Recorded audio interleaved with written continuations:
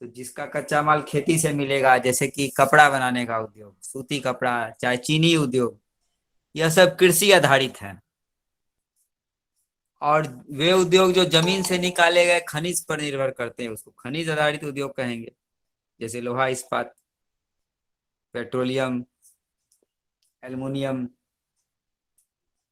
प्रमुख भूमिका का मतलब होता है कि वह उद्योग जो है किस प्रकार से उसका सामान इस्तेमाल होता है।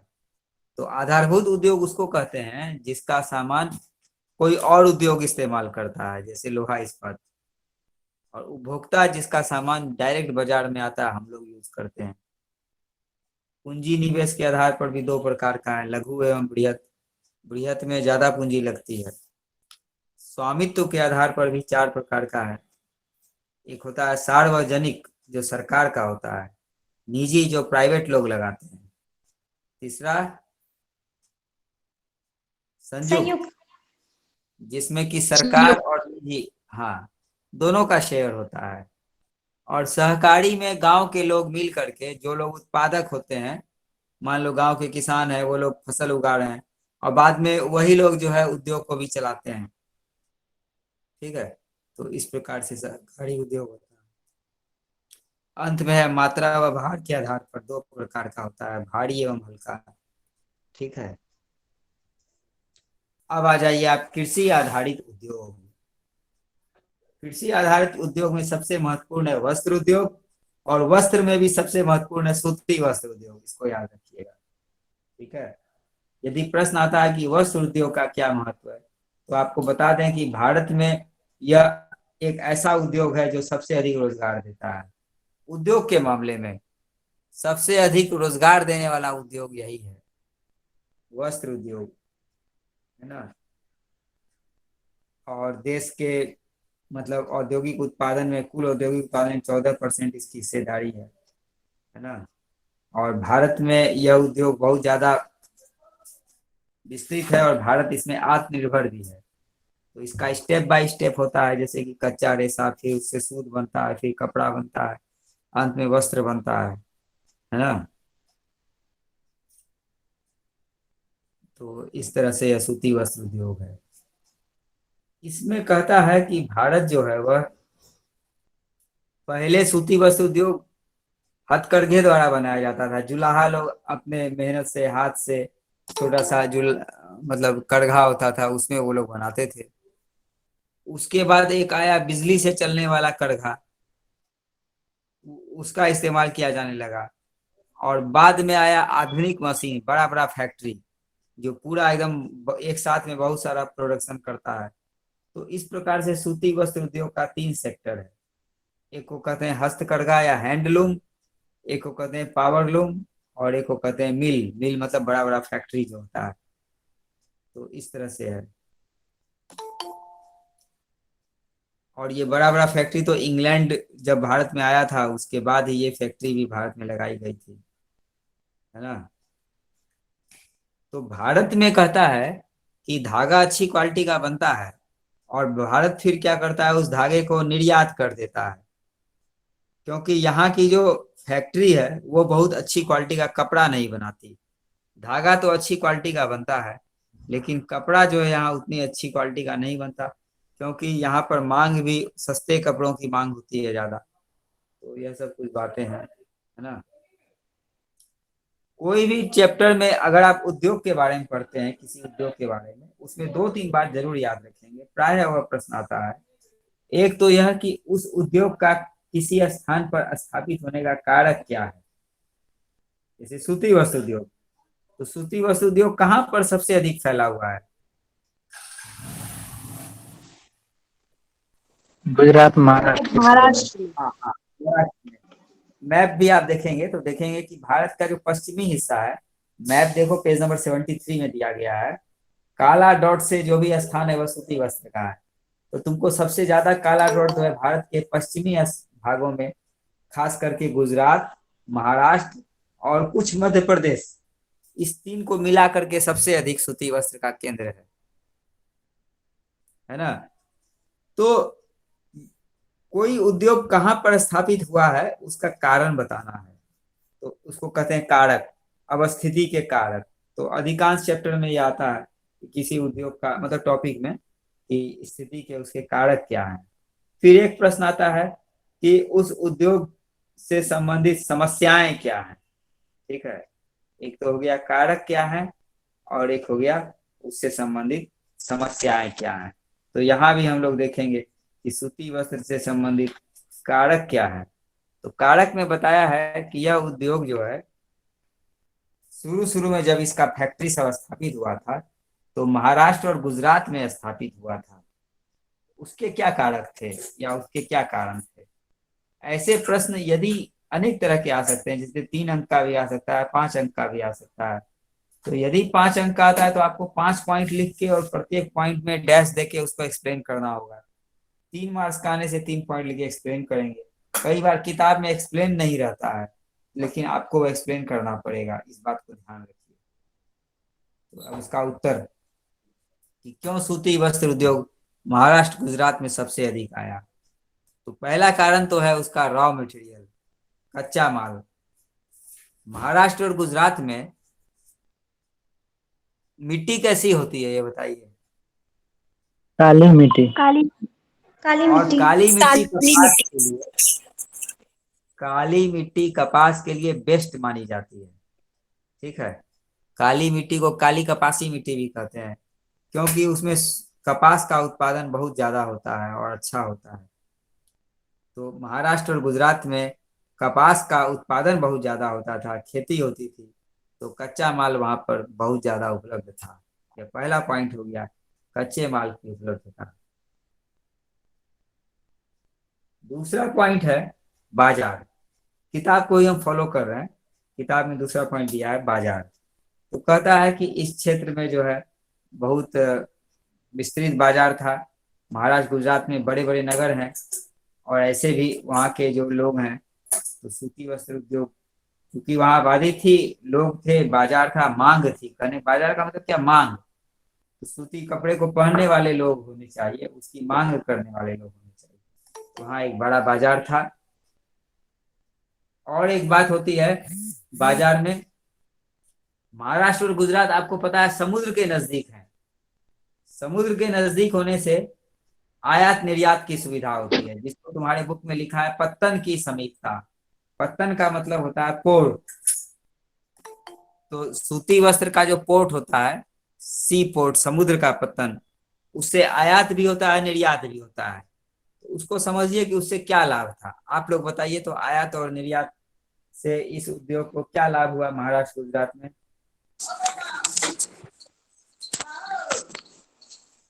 एक जगह से दूसरी जगह, जैसे कि दूसरे देश किसी ले जाना है तो वहाँ पर आइडिया आया। शिप को सीधा। एक तो यह है कि जो सूती वस्त्र का उत्पादन हुआ वह कपड़ा दूसरे देश में भेजा जा सकता था, निर्यात किया जा सकता था। यह तो एक बात है। लेकिन एक और महत्वपूर्ण बात यह है कि भारत मशीन में का। जो, हाँ बिल्कुल सही, बड़ा बड़ा फैक्ट्री जो लगाया गया, वह फैक्ट्री तो उसका मशीन भारत में नहीं बनता था, वह इंग्लैंड में बनता था। तो इंग्लैंड से मशीन को जहाज द्वारा ला करके मुंबई में, सूरत में और भी आसपास अन्य जगहों में स्थापित किया गया। तो कहता है कि आयात और निर्यात दोनों का सुविधा था। दूसरे देश से मशीनों को लाया गया और भारत में जब कपड़े बन जाते थे तो उनको दूसरे देश भेजा जाता था। तो इसके लिए जो है पत्तन की समीपता थी। परिवहन एक पॉइंट दिया है। परिवहन का मतलब होता है यातायात, जैसे कि रेल मार्ग, सड़क मार्ग। आपको पता है इस क्षेत्र में बंबई जैसा शहर था, तो वो देश के अन्य भागों से जुड़ा हुआ था, तो बड़े आसानी से परिवहन होता था। परिवहन, कच्चे माल को फैक्ट्री तक पहुंचाना, फिर फैक्ट्री से बाजार तक पहुंचाना, तो यह सब परिवहन की समीपता थी, वहां पर सुविधा थी। श्रम का मतलब होता है लेबर। आपको बता दें महाराष्ट्र के क्षेत्र में विशेष करके माइग्रेंट लेबर, प्रवासी मजदूर, जो महाराष्ट्र में बंबई के वास्तविक निवासी नहीं थे, लेकिन दूसरे गांव से, दूसरे राज्यों से वो लोग चले आए थे बंबई में और सूती मिल में काम करते थे अधिकांश लोग। तो मजदूरों की वहां पर सुविधा हो गई थी, सस्ते और कुशल श्रमिक मिलते थे वहां पर, है ना। और क्या पॉइंट दिया है? नमी युक्त जलवायु। बोलिए तो, नमी युक्त जलवायु से क्या लाभ होगा? अगर जलवायु होगा तो कपास में जो सहायता मिलेगी, मतलब तापमान का हो या आर्द्र आर्द्र जलवायु हो, तो उसकी बढ़ोतरी ज्यादा होगी। हाँ देखो, नमी युक्त बैकग्राउंड भी जलवायु नहीं टूटता है। अच्छा क्वालिटी का धागा होता है। धागे की क्वालिटी अच्छी हो जाती है उसमें, है ना। ड्राई क्लाइमेट में अच्छा क्वालिटी का धागा नहीं बनता है। नमी युक्त में मुलायम और अच्छा धागा बनता है। तो कहता और है सर धागा जलवायु। टूटता नहीं था सर। हाँ और सर धागा टूटता नहीं था नमी के कारण। हाँ, बिल्कुल सही, सही कहा। तो यह नमी युक्त जलवायु ने भी इसको लाभ पहुंचाया। तो इस प्रकार से जो है, ये अनेक सारे कारक आपको दिए गए हैं। इन सभी कारकों को आप एक्सप्लेन कर सकते हैं कि इन वजह से जो है यह उद्योग महाराष्ट्र और गुजरात के क्षेत्रों में स्थापित हुआ। अब कहता है कि इस उद्योग का कृषि से निकट का संबंध है। कृषि से तो होगा, ये तो रॉ मटेरियल मिलता है। और भी अनेक लोग इस उद्योग में जुड़े हैं जो कृषि से डायरेक्टली या इनडायरेक्टली मतलब रिलेटेड होते हैं, है ना। और बहुत सारे अन्य उद्योगों को भी यह लाभ पहुंचाता है। ठीक है। अब कहता है कि एक चीज तो मैंने पहले ही बता दिया कि भारत जो है अच्छी क्वालिटी का सूत दूसरे देश में बेच देता है, और दूसरे देश से सामान्य क्वालिटी का सूत खरीद करके फिर कपड़े बनाता है। क्योंकि भारत के सूत की डिमांड दूसरे देश में है, और भारत में बहुत अच्छी क्वालिटी का कपड़ा का उतना डिमांड नहीं है। यह सब कुछ बातें हैं।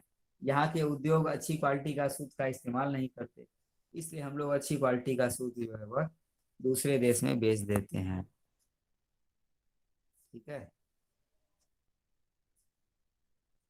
अब चले आइए, एक और टॉपिक आएगा, सूती वस्त्र की समस्याएं। भारत में इस उद्योग की क्या समस्याएं हैं? ठीक है। तो बहुत सारा पॉइंट दिया है। ये आपको पेज नंबर 74 में चले आइए।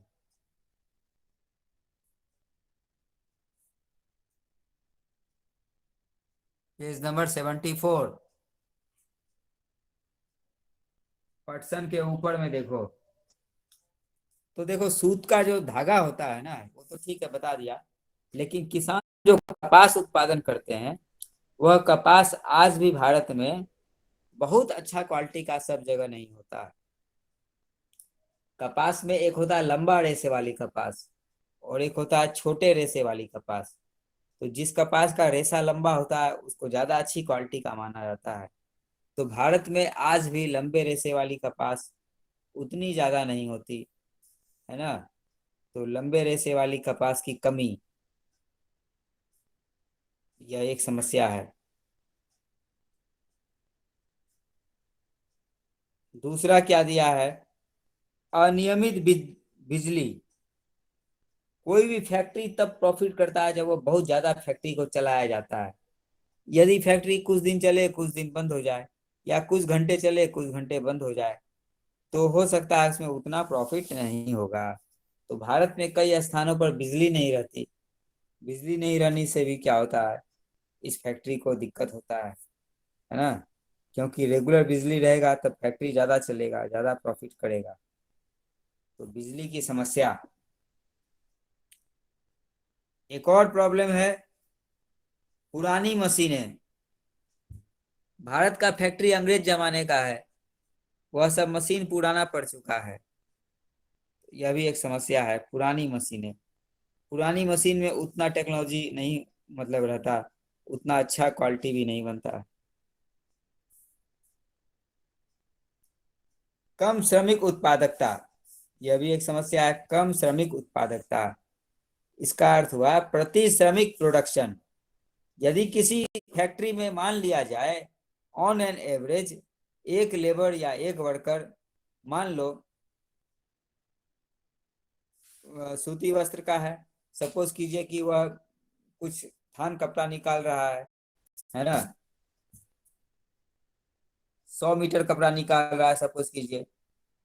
लेकिन किसी अन्य फैक्ट्री में एक लेबर मात्र 50 मीटर कपड़ा ही निकाल पाता है। तब जहाँ कम श्रमिक उत्पादकता होगी वहां नुकसान होगा। तो भारत में कहता है कि कम श्रमिक उत्पादकता है। और एक अंतिम पॉइंट है लेकिन बहुत जरूरी है, कृत्रिम वस्त्र से प्रतिस्पर्धा। यह सूती उद्योग की बहुत बड़ी समस्या है कि उसको कृत्रिम वस्त्र से प्रतिस्पर्धा करनी पड़ती है। कृत्रिम वस्त्र क्या होता है बताइए? जैसे आर्टिफिशियल बनाया जाता है। हाँ, तो इससे सूती वस्त्र को क्यों नुकसान होता है? क्योंकि सर वो ज़्यादा कॉस्टली नहीं होता है, तो सबके लिए अवेलेबल होता है, सब उसको खरीदना ज़्यादा पसंद करते हैं और वो बहुत ड्यूरेबल भी होता है। हाँ सही कही। तो यही सब कुछ फैक्टर्स हैं कि जिसकी वजह से सूती वस्त्र उद्योग जो है वह मतलब आज उसका डिमांड कम हो गया है, क्योंकि लोग सस्ता सिंथेटिक कपड़ा खरीद लेते हैं। हालांकि सिंथेटिक कपड़ा नुकसानदेह भी होता है, लेकिन वह सस्ता होता है, ड्यूरेबल भी होता है, तो उससे जो है सूती वस्त्र को कंपटीशन होता है। अब चले आइए नेक्स्ट उद्योग में, कौन सा है नेक्स्ट? पटसन। पटसन अर्थात जूट उद्योग। तो कहता है कि भारत दुनिया में जो है पटसन से निर्मित सामान का सबसे बड़ा उत्पादक है। सबसे अधिक जूट का सामान भारत में बनता है। अब कहता है जूट उद्योग की अवस्थिति, कहां पर यह जूट उद्योग स्थापित है भारत में? पश्चिम बंगाल। हाँ, सबसे अधिक पश्चिम बंगाल में। पश्चिम बंगाल में भी एक नदी है जिसका नाम है हुगली नदी। इस हुगली नदी के ही इर्द गिर्द जूट का बड़ा बड़ा फैक्ट्री है। तो प्रश्न आता है कि भारत में जूट उद्योग क्यों हुगली नदी के किनारे स्थित है, या इसकी स्थापना के क्या कारक हैं? तो आपको बताना होगा कि क्यों हुगली नदी के किनारे भारत में जूट उद्योग इतना है। बहुत सारा कारण दिया है। पहला देखिए, कच्चा माल। इस क्षेत्र में जूट की बहुत ज्यादा खेती होती है। पश्चिम बंगाल और उसके आसपास का जो बिहार यह सब राज्य है वहाँ जूट का खेती बहुत होता है। तो कच्चा माल जो है वहां पर उपलब्ध है। दूसरा पॉइंट, जल परिवहन। अब जल परिवहन इसलिए दिया है क्योंकि जूट उद्योग में जल परिवहन बहुत इंपॉर्टेंट होता है। पश्चिम बंगाल में नदियों का जाल है और जल परिवहन सस्ता होता है, तो वहां आसानी से एक स्थान से दूसरे स्थान पर जो है किसान लोग अपना जूट पहुंचा देते हैं, या अन्य स्टेप में भी जो है जूट का सामान इत्यादि पहुंचाया जा सकता है। मुख्य रूप से तो जल परिवहन में कच्चा माल को ही मशीन तक पहुंचाया जाता है। ठीक है। अन्य परिवहन की भी सुविधाएं बहुत है, जैसे सड़क, रेल इत्यादि, वह भी बहुत अच्छा है। सड़क और रेल जैसे अन्य परिवहन, या आप चाहें तो सबको मिला करके कर सकते हैं परिवहन की सुविधा। इसमें कह सकते हैं इस क्षेत्र में सड़क मार्ग, रेल मार्ग का जाल बिछा है और सस्ता जल परिवहन भी उपलब्ध है। ठीक है। इससे कच्चा माल फैक्ट्री तक आसानी से आ जाता है। एक और पॉइंट दिया होगा, प्रचुर जल। तो यह जो जल है यह फैक्ट्री में काम आने वाला जल है। जूट उद्योग में बहुत ज्यादा पानी चाहिए फैक्ट्री में। उस जूट को पानी में दे करके साफ किया जाता है, प्रोसेस किया जाता है, उसमें जो है बहुत सारा पानी लगता है। ठीक है। तो कहता है कि प्रचुर जल का होना भी इस उद्योग के लिए एक पॉजिटिव कारक है, क्योंकि बंगाल में बहुत सारी नदियां और तालाब हैं। फिर कहता है सस्ता श्रमिक उपलब्ध होना। सस्ता श्रमिक भी एक कारक है।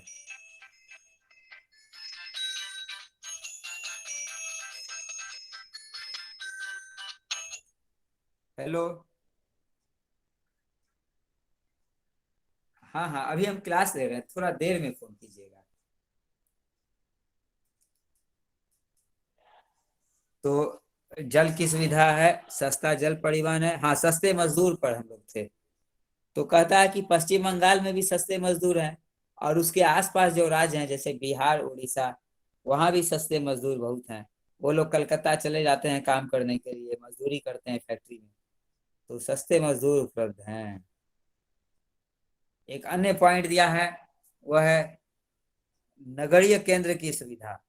नगरीय केंद्र का मतलब होता है ऐसा नगर जिससे किसी फैक्ट्री को बहुत सारा फैसिलिटी मिलता है, जैसे बैंक, तरह तरह का बैंक से लोन मिलता है, बैंक में रुपया पैसा जमा होता है, ट्रांजेक्शन करने में मदद मिलती है। तो वह सब के लिए जो है बैंकिंग का सुविधा वहां पर है। बीमा मतलब इंश्योरेंस, जूट उद्योग में या किसी भी उद्योग में मालिक जो है इंश्योरेंस करवाता है, तो वह सब का सुविधा है कलकत्ता में। और जूट का सामान का बाजार भी है कलकत्ता, जो फैक्ट्री में सामान बनता है वह कलकत्ता के बाजारों में बिक जाता है। और जो सामान भारत से दूसरे देश में निर्यात भी होता है, उसके लिए कलकत्ता आपको पता है एक पोर्ट है, समुद्र के किनारे, समुद्र के नजदीक, है ना। तो आयात निर्यात की सुविधाएं भी है। तो ऐसे करके बहुत सारे पॉइंट्स दिए हैं कि भारत में जूट उद्योग के लिए जो है क्या क्या मतलब कि कारक हैं। ठीक है, अब आगे हम लोग देखेंगे। तो आगे फिर आएगा जूट उद्योग की चुनौतियां, इसका प्रॉब्लम क्या है या समस्याएं क्या है। तो मुख्य रूप से इसका दो समस्या है, वह है कंपटीशन। पहला, भारत का कंपटीशन अन्य देशों से होता है, और दूसरा इस उद्योग का कंपटीशन सिंथेटिक चीजों से होता है। आप मुझे ये बताइए, जूट का सबसे अधिक इस्तेमाल किस चीज में होता है? रस्सी वगैरह। हाँ, पैकिंग करने में बोरा है। पैकिंग करने के जो भी चीजें होती हैं, पैकिंग मटेरियल, पैकिंग मटेरियल के लिए जूट का इस्तेमाल किया जाता है। बोरे बनते हैं जूट के, है ना, जूट का बोरा बनता है, उस बोरा में सामान रखा जाता है। और जूट से ही रस्सी बनती है जिससे कोई चीज पैक कर दिया जाता है। तो जूट से रस्सी और बोरे ये सबसे अधिक बनते हैं। लेकिन जब से यह प्लास्टिक आया है, तो प्लास्टिक का बोरा बहुत सस्ता पड़ता है ना, बहुत सस्ता पड़ता है। जितना में आप जूट का बोरा खरीदेंगे, उसका आधे दाम में या और कम में भी हो सकता है आपको प्लास्टिक का बोरा मिल जाएगा।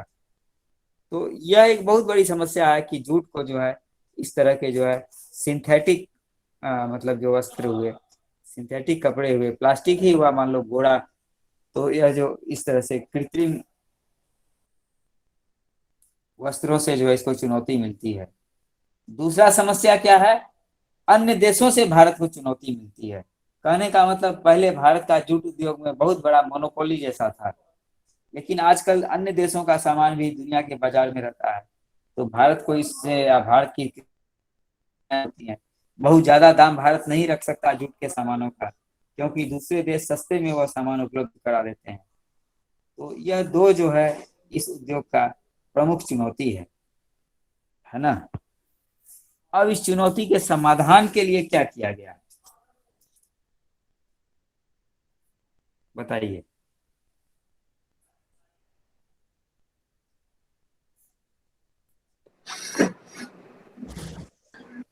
इस समाधान इम्पोर्टेंस बता के। देखो, सरकार ने एक पॉलिसी बनाई जिसमें कहा कि हर फैक्ट्री के लिए अनिवार्य है कि वह जो है अपना पैकिंग जूट में भी करेगा। ऐसा नहीं कि 100% जूट में करेगा, लेकिन कुछ परसेंट निकाल दिया, कुछ नियम बना दिया कि कम से कम इतना परसेंट जो है जूट के बने हुए बोरे में पैक करना है। जैसे एफसीआई को अपना सामान पैक करना है, या चीनी बनाने वाले फैक्ट्री को चीनी का पैक करना है, तो कुछ परसेंटेज जो है जूट में भी पैक करना होगा। इससे जूट का मांग थोड़ा सा बढ़ा।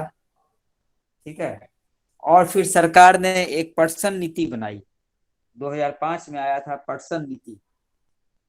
इसके द्वारा जो है जूट का क्वालिटी में सुधार किया जाए, जूट के किसानों को अच्छा मूल्य दिलाया जाए, खेतों में जूट का प्रोडक्शन मतलब प्रोडक्टिविटी बढ़े, प्रति एकड़ जूट का उत्पादन अधिक हो।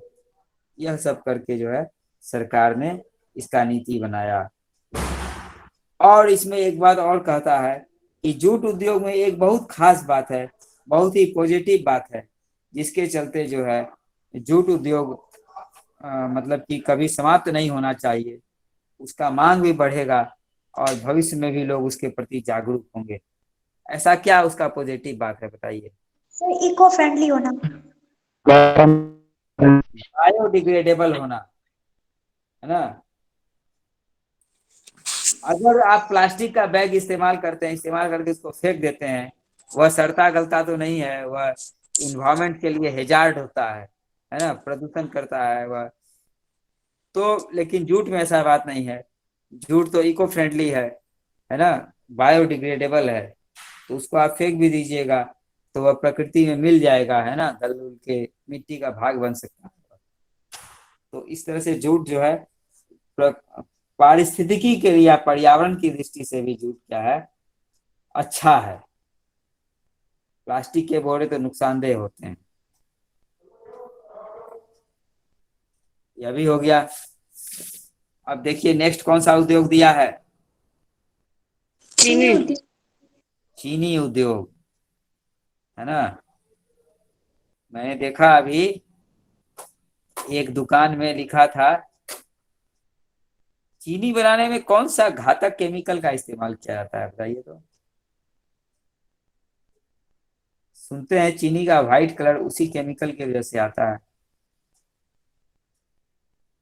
चीनी का एक्चुअल कलर सफेद नहीं है।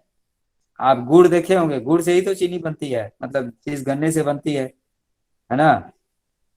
तो वह चीनी का जो बनाने में चीनी को इतना प्रोसेस किया जाता है कि उसका कलर सफेद हो जाता है, तो उसमें कुछ केमिकल यूज किया जाता है ना। बैगिंग्स। मैंने देखा आजकल एक स्टोर चला है, दुकान, वहां पे बोलता है कि स्वदेशी सामान है, इसको खूब खरीदिए। कौन सा स्टोर है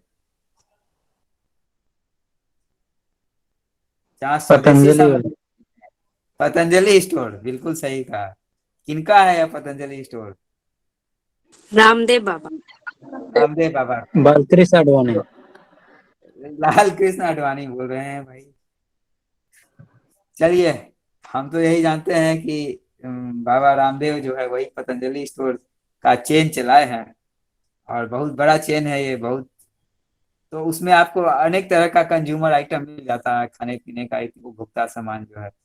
तो पहले पतंजलि स्टोर में आता था, गुड़ आता था, अभी भी आता है, मधुरम के नाम से या पता नहीं किस नाम से। तो कहता था कि चीनी मत खाइए, चीनी जो है शरीर के लिए बहुत नुकसानदेह होती है, इसलिए चीनी का विकल्प के तौर पर जो है इस गुड़ का इस्तेमाल कीजिए। गुड़, वो उसमें पैकिंग करके गुड़ बिकता था। और क्या बिकता था, एक शर्करा बोल के होता है, वह बुरा बुरा चीनी या क्या बोल करके, वह भी मतलब एक तरह का गुड़ का ही एक फॉर्म है समझिए। तो कहता था कि यह सब चीज नुकसान नहीं करती है, चीनी का जो नुकसान है वह नुकसान इसमें नहीं होगा, तो इसको यूज कीजिए आप लोग। और अभी मैंने देखा पतंजलि स्टोर में भी चीनी आ गया, वही चीनी जो आप मार्केट में खरीदते हैं, सेम चीनी आ गया, जिसका कि पतंजलि स्टोर वाले या रामदेव बाबा बुराई करते थे कि चीनी से स्वास्थ्य को बहुत नुकसान पहुंचता है, अनेक तरह के रोगों को आमंत्रित करता है लंबे समय तक चीनी का इस्तेमाल। लेकिन अब खुद उसमें भी चीनी आ गया, पतंजलि का चीनी। तो मैंने ध्यान से उस पैकेट में देखा तो लिखा था सल्फर रहित चीनी, जहां तक मुझे याद है ऐसा लिखा था, सल्फर रहित चीनी। तो मुझे लगा कि ये सल्फर जो है इसका इस्तेमाल चीनी फैक्ट्री में होता है, और उससे जो है वह चीनी बनती है जो बहुत नुकसानदेह होती है। तो इन्होंने जो चीनी निकाला है वह बिना सल्फर का है, इसलिए वह वैसा नुकसानदेह नहीं है। तो कहने का यह बात है। चलिए कोई बात नहीं, हम लोग यह देख रहे हैं कि भारत का चीनी उत्पादन में दूसरा स्थान है, गुड़ और खांड साड़ी में इसका पहला स्थान है। चीनी उद्योग की स्थापना कहाँ की जाती है ये बताइए। जहाँ जहाँ शुगरकेन का प्रचुर मात्रा में खेती बिल्कुल होता है। सही कहे आप। कपास उद्योग में यह जरूरी नहीं है, ये बात आप जान लीजिए। आप इससे पहले एक मैप देखे होंगे भारत में सूती वस्त्र उद्योग के केंद्र, उसमें तुम लोग देखना कि कुछ सूती उद्योग बंगाल में भी है। जरा सा ध्यान से एक बार उस मैप को देखो, क्या सही। बंगाल में भी है सूती वस्त्र? यस। Yes sir. अब आप सोचिए, बंगाल में तो कपास का खेती नहीं होता, लेकिन वहां पर सूती वस्त्र का फैक्ट्री है, इसका क्या कारण है पहले ये बताइए। वहाँ परिवहन। ट्रांसपोर्ट कर दिया जाता है। हाँ, ट्रांसपोर्ट किया जाता हाँ देखो, कोई फैक्ट्री कहाँ लगती है, उसमें कच्चा माल के साथ साथ एक और फैक्टर होता है, वो होता है बाजार। तो चूंकि सूती कपड़ा तो सब जगह बिकता है, तो कलकत्ता में भी बहुत बड़ा बाजार है, इसलिए जो वहां पर फैक्ट्री लगा लिया। और इतना ही ना उसको है कि कपास को लेके आना पड़ेगा। मान लो महाराष्ट्र में कपास का खेती होता है, तो उस कपास को केवल ट्रांसपोर्ट करना पड़ेगा। इससे कोई बहुत फर्क नहीं पड़ता है कि कपास को लेके आ गया, लेकिन वह जो बाजार है इतना बड़ा, और सस्ता श्रमिक भी कलकत्ता के आसपास बहुत है, इसलिए वहां सूती वस्त्र उद्योग चलता है। लेकिन गन्ना में ऐसा नहीं होता कि जहां पर गन्ना है उससे दूर आप फैक्ट्री लगा दीजिएगा और सोचिएगा कि वह फैक्ट्री चले। ऐसा क्यों होता है? गन्ना, खराब हो जाएगा। सुक्रोज की मात्रा उसमें कम। हाँ कहता है, दो कारण है इसका, इस बात को समझिए, केवल एक कारण नहीं है। पहला कारण तो यह है कि गन्ना उद्योग एक वेट लूजिंग इंडस्ट्री है। अंग्रेजी में इसको बोलते हैं वेट लूजिंग इंडस्ट्री। हिंदी में आप कह सकते हैं भार कम हो जाने वाला उद्योग। अर्थात जिसके रॉ मटेरियल का भार अधिक होता है और फिनिश गुड्स का भार कम होता है। यदि यह फैक्ट्री रॉ मटेरियल से दूर स्थापित की जाएगी तो गन्ना को ढो के लाना पड़ेगा, और उस ढुलाई में क्या होगा, ट्रांसपोर्ट का खर्चा अधिक होगा। मान लो गन्ना का डिमांड सब जगह है, तो हम सोचेंगे जहां पर डिमांड है वहीं पर उसका फैक्ट्री लगा दें। तो गन्ना को जो लेके आ पाएंगे, क्योंकि 5 किलो गन्ना इस्तेमाल करेंगे तो चीनी कितना निकलेगा उससे, 5 किलो गन्ना से मान लो 2.5 किलो। मैं एक अंदाज बोलता हूँ, ये सब कोई रेशियो नहीं है। सपोज कीजिए 5 किलो गन्ना यूज करने से 2 किलो चीनी बन रहा है। तो अब आप फैक्ट्री को दूर लगा दिए तो 5 किलो का भाड़ा देना पड़ा आपको। लेकिन अगर फैक्ट्री वहीं होता और उसके बाद चीनी बना के वह ट्रांसपोर्ट करता तो केवल 2 किलो का भाड़ा देना पड़ता। तो पहला कारण तो यह है कि अगर गन्ना उद्योग को हम गन्ना फैक्ट्री से दूर स्थापित करेंगे तो परिवहन का लागत बढ़ेगा। ठीक है। दूसरा एक बहुत ही महत्वपूर्ण कारण है, वह यह कि यदि गन्ना उद्योग को दूर स्थापित कर दिया जाएगा तो गन्ना को कैरी करने में गन्ना सूख जाएगा, गन्ना खराब हो जाएगा।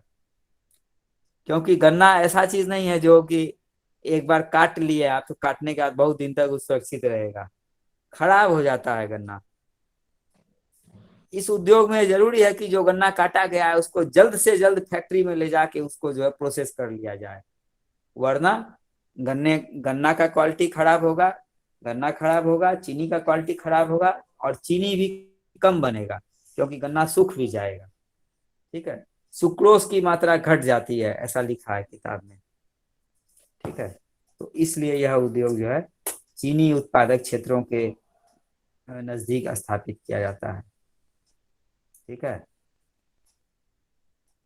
इसमें एक और बात दिया कि यह उद्योग सहकारी क्षेत्र के लिए उपयुक्त है, क्योंकि सहकारी क्षेत्र में क्या होता है, जो लोग उत्पादक होते हैं रॉ मटेरियल के, वही लोग मिलकर फैक्ट्री चलाते हैं। तो गन्ना फैक्ट्री क्या सालों भर चलता है? इसको जवाब दीजिए। नो ना सर। सर। No sir. हाँ, तो अगर कोई आदमी प्राइवेट फैक्ट्री लगाएगा तब उसको नुकसान होगा, क्योंकि सालों भर उसका फैक्ट्री नहीं चलेगा। कुछ महीना चलेगा, 4 महीना 6 महीना, फिर फैक्ट्री बंद हो जाएगा, क्योंकि जितना दिन गन्ना मिलेगा उतना ही दिन वह फैक्ट्री चलाएगा। तो ऐसा काम में कोई आदमी अपना पैसा नहीं फंसाना चाहता। लेकिन यदि सहकारी क्षेत्र में होगा तो किसान लोग ही उस फैक्ट्री को चलाएंगे, तो इसमें उनको नुकसान नहीं होगा। कुछ महीने किसान लोग खेती करेंगे और कुछ महीने जो है फैक्ट्री भी चलाएंगे, या आपस में काम बांट लेंगे वो लोग। इसलिए कहता है कि यह फैक्ट्री सहकारी क्षेत्र में लगाई जाती है। आजकल महाराष्ट्र में यह फैक्ट्री सहकारी क्षेत्र में ही लगाई गई है। तो एक और प्रश्न आता है कि गन्ना उद्योग दक्षिण के राज्यों में क्यों चला गया? तो अच्छी इस क्वालिटी का गन्ना, उसमें ज्यादा हाँ, सुक्रोज वाली तो गन्ना।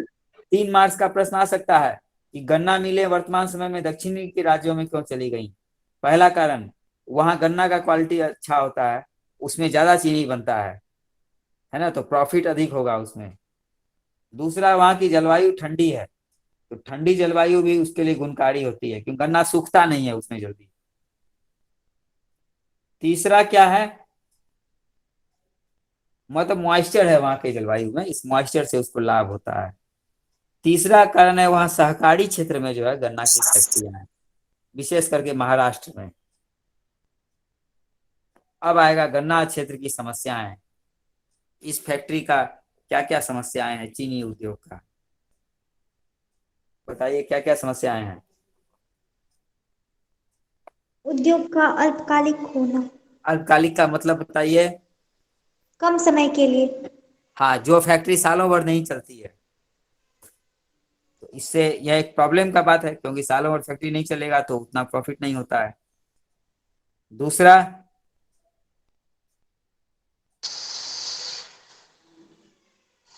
पुरानी व असक्षम तकनीक का इस्तेमाल।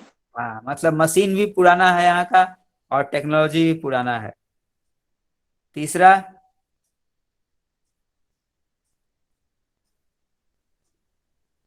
परिवहन की समस्या। परिवहन की समस्या, बिल्कुल ठीक। क्योंकि परिवहन की समस्या है यहाँ पर जो है समय से गन्ना फैक्ट्री तक नहीं पहुंच पाता, क्योंकि सड़कें अच्छी नहीं है और भी असुविधाएं कुछ हैं, मान लो गाड़ी वगैरह का भी असुविधा हो सकता है। और एक है कि खोई का इस्तेमाल नहीं करना। खोई मतलब जो गन्ना से जो बाय प्रोडक्ट बनता है उसका भी अधिक इस्तेमाल नहीं करते हम लोग, है ना। तो यह सारी समस्याएं हो गई। आज के लिए क्लास रहने दिया जाए। Thank you sir. Thank you to all. Class समाप्त होता है। सर